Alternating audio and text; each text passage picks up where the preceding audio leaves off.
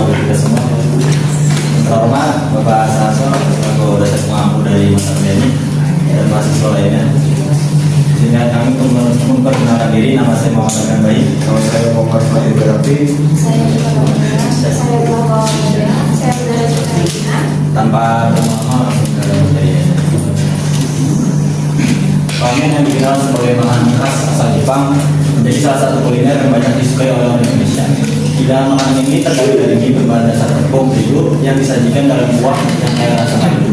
Lalu ditambah dengan topping seperti daging, telur, sayuran, hingga nori. Bentuknya ramen ini lebih tipis dan kecil dibandingkan dengan mie udon, walaupun kedua mie tersebut sama-sama berwarna kuning. Ramen sangat populer dari segi cita rasa yang dimilikinya. Di Jepang, buah kaldu ramen berasal dari kaldu tulang dan lemak. Dengan berbagai ide sajian baru, ini buah kaldu ramen diolah dari kaldu ayam atau tepung. Berikut adalah menu dari JJ Ramen Ampera. Sejalan bisa. Di sini ada harga menu dari JJ Ramen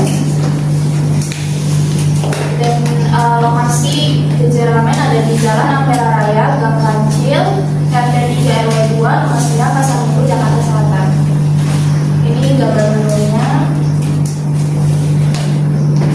Selanjutnya ada analisis swot dari IPAS. Yang pertama ada strain yaitu ukuran. Yang pertama ada cita rasa ramen udon autentik Jepang. Dan jika oleh chef berpengalaman. Yang kedua ada musik dan kopi melimpah.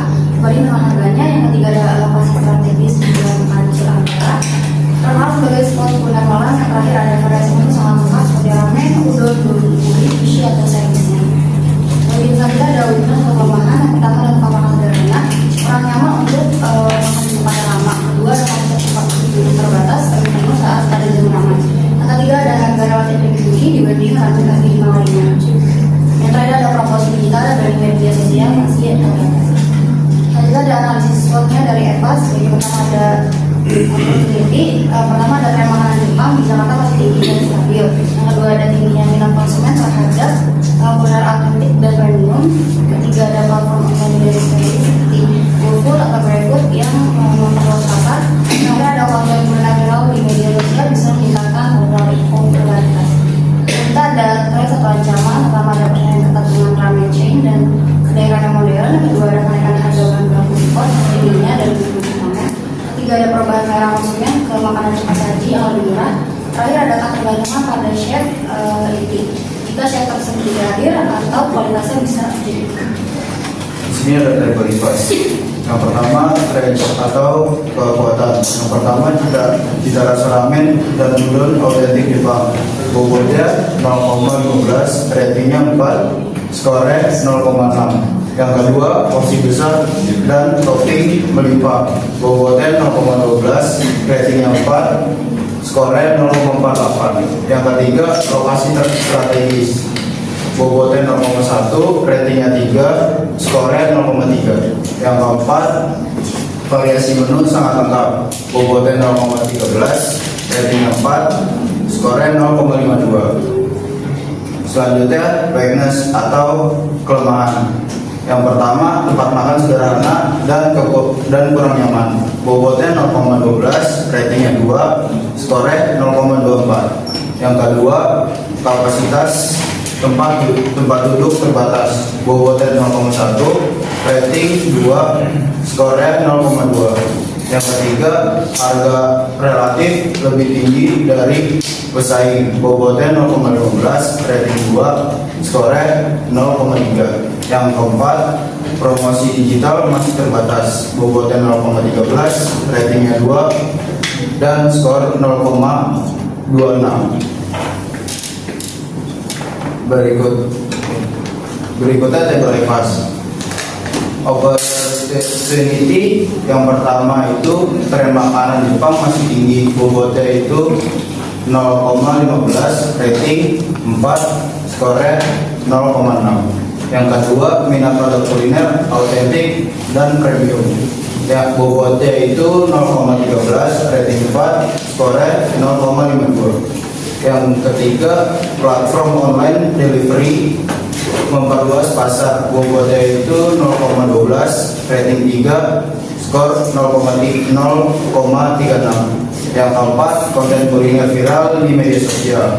Bobotnya itu 0,1, rating 3, skornya itu 0,3. Yang terakhir, truth. Yang pertama, persaingan ketat, ramen, modern, dan chain. Bobotnya itu 0,15, ratingnya 2, skornya 0,3. Yang kedua, kenaikan harga bahan baku impor. Bobotnya itu 0,13, rating 2, skornya itu 0,26. Yang ketiga, perubahan selera ke makanan lebih murah. Bobotnya itu 0,12, rating 2, skornya itu 0,24. Dan yang terakhir, ketergantungan pada chef inti. Bobotnya itu 0,1, rating 2, skornya itu 0,2. Oke, selanjutnya ada strategi produk. Yang pertama ada strategi SO. SO yang pertama itu mempertahankan dan menonjolkan cita rasa otentik Jepang sebagai keunggulan utama untuk menarik konsumen yang mencari kuliner premium dan otentik. Yang SO keduanya itu mengoptimalkan variasi menu lengkap untuk dipasarkan melalui layanan online delivery agar menjangkau konsumen yang lebih luas. Yang kedua itu ada strategi WO. WO yang pertama itu mengatasi keterbatasan tempat dengan fokus promosi melalui konten media sosial dan review kuliner agar daya tarik tidak hanya bergantung pada suasana tempat. WO yang kedua itu meningkatkan promosi digital dengan memanfaatkan platform GoFood dan GrabFood melalui foto menu profesional dan promo berkala.